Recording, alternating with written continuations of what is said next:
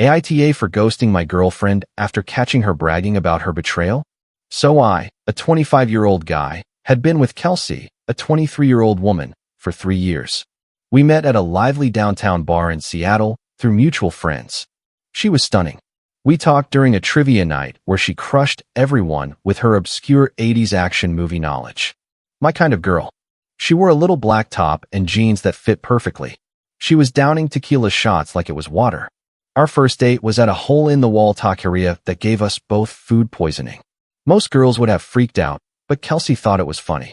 We spent our second date recovering on my couch binge-watching Breaking Bad and ordering a safe plain pizza. When she destroyed me at Call of Duty later that night, I was a goner. 8 months later, we moved in together into this overpriced downtown studio apartment in Seattle.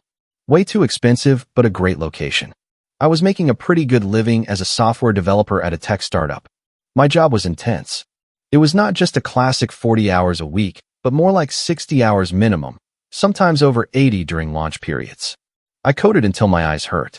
I downed energy drinks like water, and sometimes I even slept under my desk. We were developing a payment processing platform that investors were crazy about, but they kept moving the goalposts.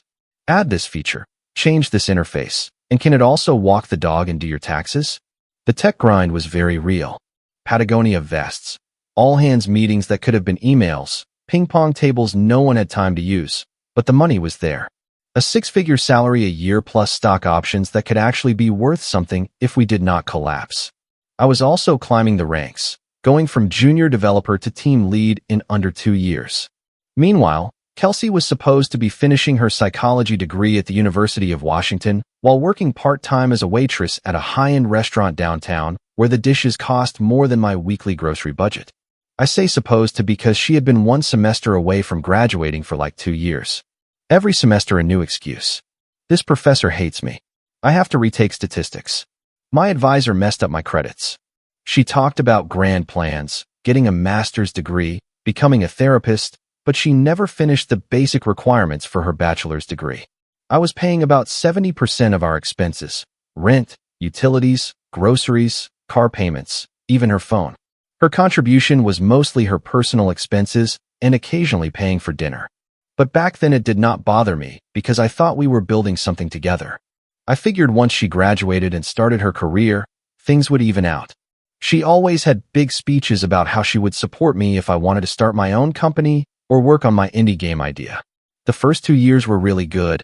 I am not going to lie. We had this stupid Taco Tuesday tradition where we tried to outdo each other by making increasingly ridiculous tacos. My masterpiece was a flamin' hot Cheetos taco shell with Korean barbecue filling. It was so good we made it again for her birthday. She once created a monstrosity with blue corn tortillas, mango salsa, and cricket protein. It was both disgusting and incredible. We also went hiking on weekends. She complained the whole way up and then was super excited at the top, which made it all worth it. I remember a hike at Mount Si where it started raining halfway up. Instead of turning back, we kept going and ended up covered in mud, dying of laughter at how ridiculous we looked. But around the 3rd year, things started to change. The fun, adventurous girl who camped in the rain and ate cricket tacos gave way to someone constantly on her phone and too tired for anything I suggested. Looking back, I can see the red flags slapping me in the face like at a fake parade, but maybe I was too busy or too naive. At first, it was little things. She got super defensive when I asked basic questions like, "How was your day?" or "Who was texting you?" Her phone was suddenly password protected and always placed face down on the table. She jumped at every vibration. Classic behavior of someone hiding something, but I was too naive to see it. Then came the late-night study sessions at the library. She would come home at midnight smelling of perfume and mints. When I asked her about her studies, she gave me vague answers about research methods and statistical analysis. I barely understood her major, but even I could see something was wrong. I started noticing other weird stuff. She would get random calls and step outside to answer. She said it was her mom or her friends, but she spoke in a low voice I had never heard her use. Sometimes she would come home with new things, clothes, jewelry, makeup, and get aggressive if I asked where they came from. "I have had it forever," or "I found it on sale." Those were her favorite excuses. There was this guy at my office, Derek, from the marketing department, whom she seemed to have a weird interest in. Every time I talked about work, she asked if Derek was there or what he was doing. I thought she was just trying to be nice, to take an interest in my professional life. She even suggested we invite him and his wife to dinner some night. I thought it was a bit strange, but I did not really overthink it. Last December, there was the company Christmas party, and Kelsey insisted on coming even though she usually hated those kinds of events. She spent half the evening chatting with Derek while I networked with the executives. I remember thinking it was cool that she was making an effort with my coworkers. I was so naive. When our anniversary was approaching, we had practically become mere roommates who shared the space awkwardly from time to time. Kelsey was rarely home, always studying or taking extra shifts. I kept telling myself it was just a phase, that we would get through it, that maybe we just needed a vacation or something like that. There was a new designer at my job, Vanessa. Super attractive, but also ultra smart and really pleasant to be around. Kelsey met her once at a company event and immediately hated her. She got super jealous and accused me of having a crush on her, which was not the case, but Kelsey's reaction was completely blown out of proportion. She made bitter remarks about Vanessa's looks, saying she was trying too hard or looked desperate. Meanwhile, Vanessa was just being professional and nice. Unbeknownst to me, Kelsey's jealousy was just projection. In February, I was seriously wondering if this relationship was still worth saving. I even looked at lease break penalties, wondering if I should just cut my losses and leave. But then Kelsey would sometimes have moments where she went back to how she used to be. Affectionate, funny, present, just enough to keep me hooked into believing things could get better. Another manipulation tactic I did not recognize at the time. I was planning to have a real, where are we going talk with her after the deadline of my big project. I figured we would either commit to fixing things or end it there. No point in wasting more time. But last Tuesday came and the decision was made for me in the most twisted way possible. So last Tuesday started totally normally. I had been grinding for weeks on this huge project to build a payment processing system the client needed yesterday. Around 2 in the afternoon, my boss came to see me and announced that the client canceled the afternoon demo due to an emergency on their end. Suddenly, I had a free afternoon, which practically never happens. I decided to surprise Kelsey with a dinner from this Thai restaurant she is obsessed with, like $18 for pad Thai. Ridiculous prices, but I figured it would be a nice gesture since we had barely seen each other all month. Maybe we could finally talk a bit or watch something together. I did not text her to say I was coming home early. I wanted it to be a surprise. I grabbed the food and headed home, feeling pretty good. I parked in front of the building and walked up the stairs to our apartment on the 3rd floor. As I walked in, I heard Kelsey's voice in our bedroom.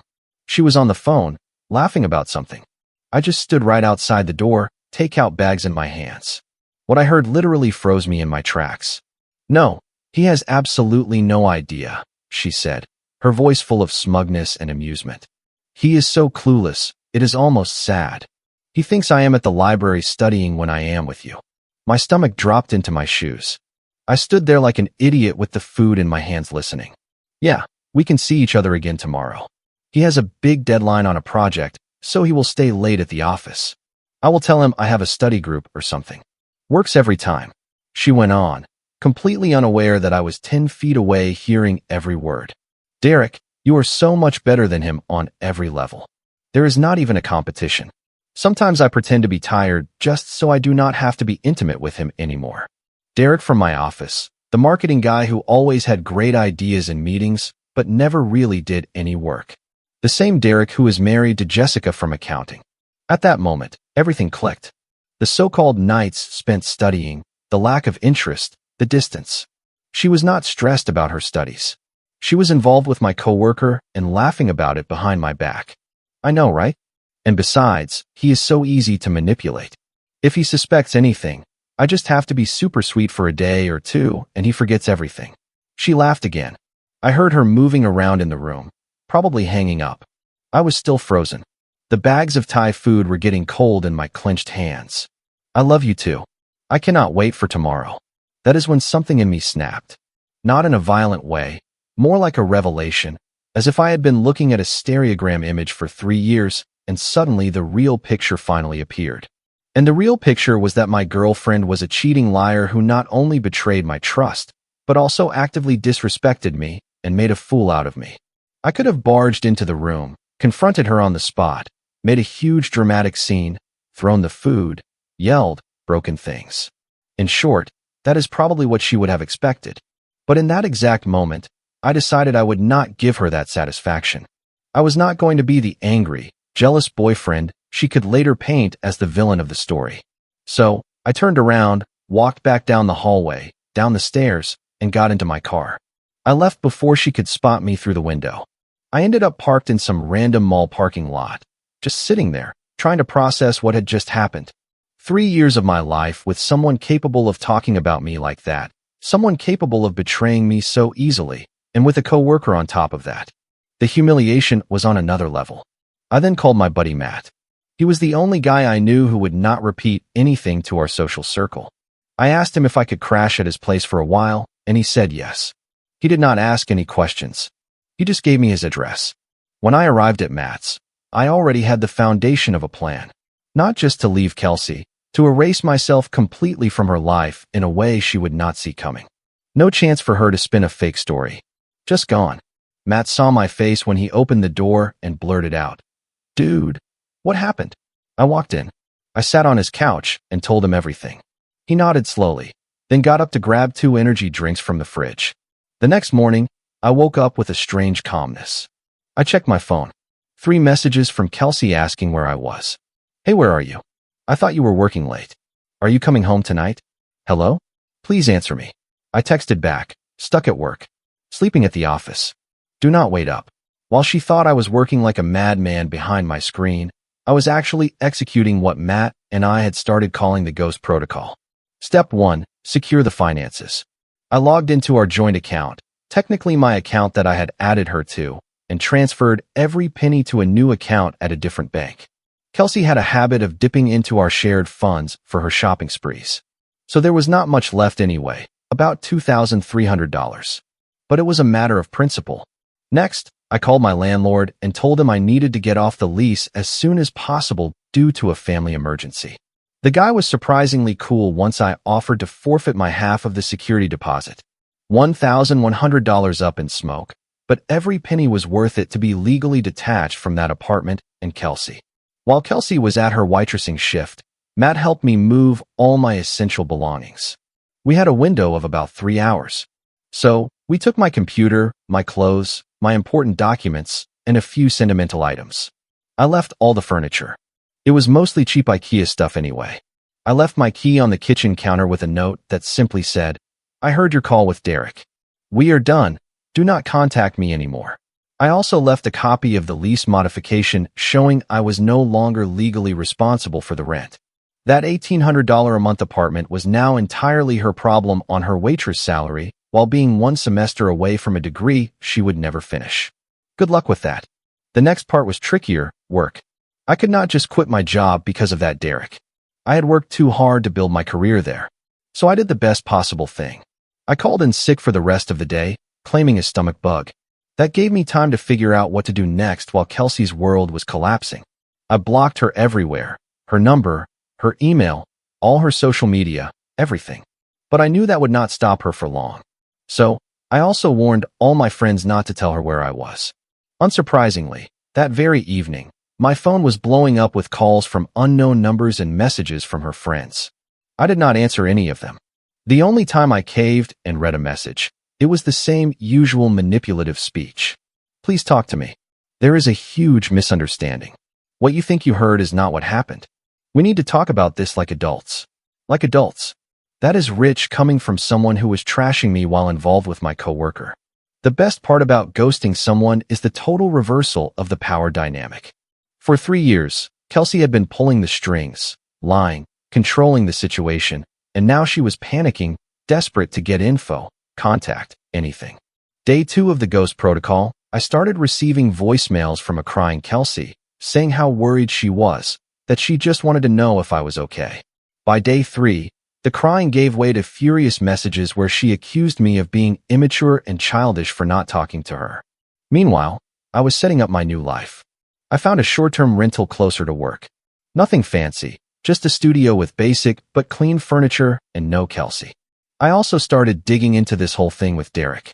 We worked at the same company, but on different floors, in different departments. His poor wife Jessica had no idea what was going on. I would sometimes see her in the cafeteria bringing him his lunch. She seemed nice, normal, and she clearly did not deserve the situation her husband was about to create for her. That is when I had my first truly brilliant idea. If Kelsey and Derek wanted to play dirty, I could play dirty too. But my version of dirty was way worse. I was going to sit back and watch their little relationship self-destruct in spectacular fashion, and I knew exactly how to light the fuse. Nothing screams, "I am a cheating scumbag," louder than a huge bouquet of red roses delivered to your house. That was exactly what I was counting on when I entered my credit card info on a flower delivery site from Matt's couch. I went with the Eternal Love package. 2 dozen long-stem roses, premium vase, the whole package, $95 plus delivery. But you cannot put a price on perfect revenge. I scheduled the delivery for 6 in the evening on Wednesday, when I knew Jessica would be home from work at accounting. For the card, I let my inner romantic novelist speak. "Derek, I miss you so much it hurts. Last night was incredible. I cannot wait to be with you again. Love forever. Kelsey," hugs and kisses. I even paid extra for the fancy handwritten card option, so it did not look printed. Thanks to the company directory, I had learned that Derek and Jessica lived in a nice residential neighborhood about 20 minutes from downtown Seattle. The kind of neighborhood with white picket fences, the perfect setting for a marriage to implode.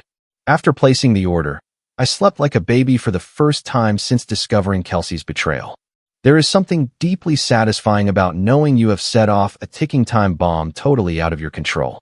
By this point, Kelsey had bombarded every possible communication channel trying to reach me. She had shown up twice at my office, but security had not let her in. On Wednesday, I actually went back to work. I needed to be there to see the fallout. Derek was in the break room when I arrived. The color drained from his face as if he had just seen a ghost, which technically he had. The ghost of the guy whose girlfriend he was involved with. I just gave him a quiet little nod and made myself a coffee as if nothing had happened. The look of confusion on his face was priceless. Around 4 in the afternoon, he got a message that made him jump. I glanced at my watch. Yep, the florist confirming the delivery time. Classic. He rushed out immediately, probably to call Kelsey and warn her about the incoming floral missile. I left work at 5:30 in the evening, right on time to be in the parking lot with a clear view of Derek's car when he made his panicked exit. Unsurprisingly, at 6:12 in the evening, Derek came running out of the building, loosening his tie, his face red with panic. He sped out of the parking lot like his car was on fire. Too late, man. Way too late. The next morning was better than Christmas. I arrived early at work. I took a seat in the common area with my laptop, pretending to work while I was just waiting for the show. The accounting department shared our floor, so I had front row seats. Jessica arrived first. Red eyes, but her head held high. Respect. Derek walked in about 20 minutes later looking like an absolute mess. Same clothes as the day before, deer in the headlights look. He went straight to his desk, avoiding all eye contact. The whispering started immediately. Our office lived for gossip, and something big had clearly just gone down between the golden boy Derek and his wife. I was just sipping my coffee, savoring the chaos I had unleashed with a simple flower delivery. Around 10 in the morning, the real fireworks started. Jessica marched across the office straight to Derek's door with a stack of papers in her hand. Even from a distance, I could tell they were divorce papers. She did not knock. She stormed in and slammed the door. The shouting was muffled, but everyone on the floor could hear well enough well-chosen phrases like, "disgusting liar," and "how could you" through the thin walls. Everyone pretended to work while straining their ears. By lunchtime, the whole office knew. Derek had been caught cheating on his wife with a waitress, if only they knew. Human Resources called him in for a meeting that lasted over an hour. Apparently, the company had a very strict policy against toxic work environments, and being involved with a co-worker's girlfriend clearly fell into that category. Meanwhile, Kelsey had obviously figured out that I knew about Derek because her messages became even more desperate. My favorite was the endless email with the subject line, "IT is not what you think," in all caps, because obviously that makes the nonsense more believable. I did not reply to anything. I just watched from a distance as their lives spiraled out of control. Derek was placed on administrative leave at the end of the day, which everyone knew was corporate speak for clear out your desk while we prepare your termination. The best part of all this, I did not have to say a single word. Never confronted either of them. Sometimes the simplest plans are the most effective. That evening, I treated myself to a steak dinner at a fancy downtown restaurant that Kelsey had always wanted to try. I got a table by the window, ordered the most expensive thing on the menu, and enjoyed my evening. A week after the floral bomb, Kelsey finally tracked me down at Matt's. No idea how she found out where he lived. She probably harassed one of our mutual friends until they cracked. She showed up on a Saturday morning while I was still in my boxers eating cereal and watching reruns of The Office. The knocking on the door was so violent that Matt thought we were being raided. He peeked through the peephole and his eyes widened. "Dude, it is Kelsey. And she looks completely upset." I sighed and put my bowl down. I knew this confrontation would happen eventually. You cannot ghost someone forever in a city this size. "Let her in," I said. Matt opened the door, and Kelsey burst in like a hurricane. She looked awful. Mascara running down her face, dirty hair, pajama bottoms with a somewhat fancy top. The total nervous breakdown look. When she saw me sitting quietly eating my cinnamon toast crunch, she completely exploded. She started screaming that I had ruined her life, that Derek had ended things, that she was 3 months behind on rent because I had abandoned her. I just kept eating my cereal, and that clearly pissed her off even more. She grabbed a throw pillow off Matt's couch and threw it in my direction. She missed by a mile. She always had terrible aim anyway. "Are you even listening to me?" she screamed. "Do you have any idea what I have been through?" I swallowed a mouthful of cereal, put the bowl down, and finally spoke. "You mean like how I felt hearing you laugh at me on the phone, listening to you explain how you were manipulating me and lying to my face? That kind of what you have been through." It was not like that. "You do not understand," she stammered. "I understand perfectly," I replied. "You were unfaithful with my coworker. You made fun of me behind my back, and now you are mad because there were consequences. Seems pretty clear to me." That is when the tears started. Not the angry tears from before, but the calculated, manipulative crying I had fallen for so many times. Pure nonsense from start to finish. The old me would have comforted her. He would have at least considered giving her another chance. The new me watched the scene with almost fascinated detachment, as if I were watching a nature documentary on predatory behavior. "The flowers were a nice touch," she said between sobs. "Derek's wife threw all his stuff on the lawn. She is asking for a divorce." I neither confirmed nor denied. I just shrugged. "He blames me for everything," she continued. "He says I ruined his life. He blocked my number, blocked me everywhere." I shook my head, pretending to feel sympathy. "And now I am going to get evicted because I cannot pay the rent by myself," she whined. As if it were a surprise, as if actions did not have consequences. "Sounds complicated," I said. "And maybe try the library. I hear they have free Wi-Fi and heating." Matt snickered from the kitchen where he was pretending not to listen. Kelsey's tears stopped cold. "You think this is funny? You destroyed my life over one mistake." "One mistake," I repeated.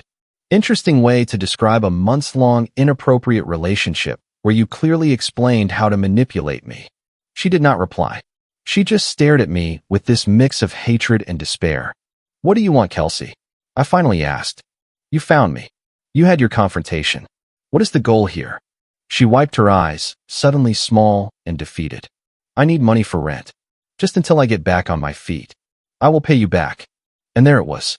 Not an attempt at reconciliation, no real remorse. I burst out laughing. I could not hold it in. The audacity was too huge. "No," I said simply. "Not my problem anymore." "But where am I supposed to go?" she practically screamed. "My parents live on the other side of the country." "Sounds like the perfect time for a road trip," I replied, picking up my bowl of cereal again. She tried to protest, but Matt was having none of it. He practically escorted her to the exit while she kept looking back at me as if she could not believe what was happening. And right before Matt closed the door, she yelled, "You are both going to regret this." The door closed, and I heard her stomp down the hallway, still hurling threats and insults. Matt turned to me, eyebrows raised. "Well, that was intense." I nodded, finishing my now soggy cereal. "Yeah, but necessary." It has been 3 months now since Kelsey's meltdown at Matt's. And honestly, life has done a complete 180-degree turn. After spending so much time walking on eggshells in my own relationship, being single felt like taking off a 50-pound backpack I did not even know I was wearing. First priority after the Kelsey drama, find my own place. I scored a great one-bedroom downtown in Seattle, not far from work. Nothing fancy, but it is mine. And there is no one to drink my coffee or leave makeup all over the sink. I bought new furniture, real quality stuff. My new couch does not feel like sitting on cardboard, which is a clear upgrade. Derek was officially fired. Human Resources had a field day with him. Apparently, Kelsey was not the only inappropriate relationship he had going on at work. The guy was a walking Human Resources violation. His wife Jessica also took him to the cleaners in the divorce. Gentlemen, never cheat on someone who works in accounting. They know exactly where all the money is hidden. I go to the gym regularly now. I meal prep instead of surviving on takeout. I even started rock climbing at a gym near my place. I lost the 30 relationship pounds I had gained with Kelsey. For the first time since college, I have actual visible abs. Who knew getting cheated on would be so great for my fitness journey? The best part of this whole thing is watching the ripple effects from a distance. Derek did not just lose his job and his wife, but apparently most of his friends too. I ran into him at a downtown bar a few weeks ago drinking alone, looking absolutely wrecked. I bought him a drink from across the room. Petty, I know, but so satisfying to see his face when the bartender pointed at me. I just raised my glass, smiled, and went back to my conversation. No need to say a word. Sometimes silence is more powerful than any insult. As for Kelsey, she got evicted from our old apartment as expected. According to mutual friends, she had to move in with a fellow waitress into a tiny studio where she sleeps on the couch. She also finally dropped out of college. Surprising, I know. Apparently 1 semester away actually meant 6 semesters away. She is now trying to rebrand herself on social media by posting pseudo-deep quotes about personal growth and finding oneself. Meanwhile, she tells anyone who will listen that I was emotionally abusive and that is why we broke up. Classic coming from someone incapable of taking responsibility for blowing up her own life. But the real cherry on top of this revenge Sunday is Vanessa from the design team. Remember her? The stunning blonde Kelsey was sickeningly jealous of. Turns out Kelsey's paranoia was not totally unfounded. Not because I had any interest in Vanessa at the time, but because Vanessa had apparently been eyeing me for months.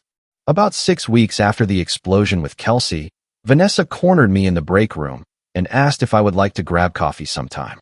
I was still in that post-breakup mindset where I thought everyone already knew my whole story. So I was surprised when she genuinely seemed to know nothing about the Kelsey Derek soap opera. I heard you were single now, she told me. I always thought you were cute, but you know, office romances are tricky. But would you want to grab coffee sometime? Understatement of the century. I almost said no. Trust issues, all that. Then I remembered how Kelsey seethed with jealousy whenever Vanessa's name was mentioned, her venomous remarks about Vanessa being too pretty to be smart or trying too hard. And I realized that getting coffee with Vanessa would drive Kelsey absolutely crazy if she ever found out. So we grabbed coffee, then dinner a few days later, then drinks the following weekend. And guess what? Vanessa is not only gorgeous, she is also smart, funny, and genuinely kind. She has this infectious laugh that makes everyone around her smile. The exact opposite of Kelsey's calculating personality. Kelsey found out we were seeing each other through the office grapevine. According to witnesses, the freakout was legendary. She showed up at my work again, but security remembered her and did not even let her pass the lobby. She made such a scene that they had to call the police to escort her out. That is when my company finally filed a restraining order against her, which was a huge relief. Having legal proof that your ex is completely out of line is strangely reassuring. Vanessa and I have been dating for about 2 months now. We are taking things slow. We both have scars and trust issues from past relationships. She is teaching me to cook things other than protein shakes and microwave burritos, and my body is thanking her for it. Last weekend, Vanessa and I ran into Kelsey at a coffee shop near the office. Kelsey was with a new guy, clearly trying to make me jealous. She was laughing way too loud, constantly touching his arm, then looking my way to see if I was watching. It was pathetic. Honestly, I did not care at all. Vanessa and I grabbed our coffees and left without even acknowledging them. Outside, Vanessa turned to me and said, "So that is the famous Kelsey. Honestly, upgrading is the best revenge." I could not have said it better myself. This whole experience taught me a few lessons. First, trust your gut. Those little red flags I ignored had been slapping me in the face the whole time. Second, how someone handles adversity shows you who they really are. Kelsey's immediate reaction to facing consequences was to shift the blame to others and try to manipulate her way out. That tells you everything you need to know about her character. And most importantly, I learned that I was stronger than I thought. A year ago, if you had told me my girlfriend was unfaithful with a coworker, I would have predicted a total breakdown. Instead, I handled the situation with a coolness and calculation that surprised even me. Comment: hey guys, this one really made me stop and think about how much we sometimes settle for in relationships. I truly believe that protecting your self-respect is one of the most important things you can do for yourself. When someone repeatedly crosses your boundaries, it's okay to choose yourself and walk away with dignity. What inspires me is seeing people take responsibility for their own happiness instead of waiting for things to magically get better. Healing takes time, but every day you invest in your peace and personal growth is worth it. Always remember that you deserve kindness, honesty, and real emotional safety in your connections. Trusting your intuition when something doesn't feel right can guide you toward much better chapters in life. I'm so glad you're here watching these stories, because it shows you're already choosing to learn and do better. Keep choosing calm over chaos and surround yourself with people who truly value you. Your peace and self-worth are always worth fighting for. If you like the stories, don't forget to leave a comment and support the channel by subscribing. See you in the upcoming stories.